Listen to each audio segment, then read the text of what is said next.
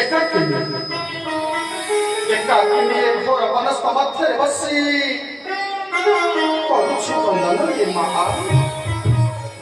अरे माँ किए रे तू माँ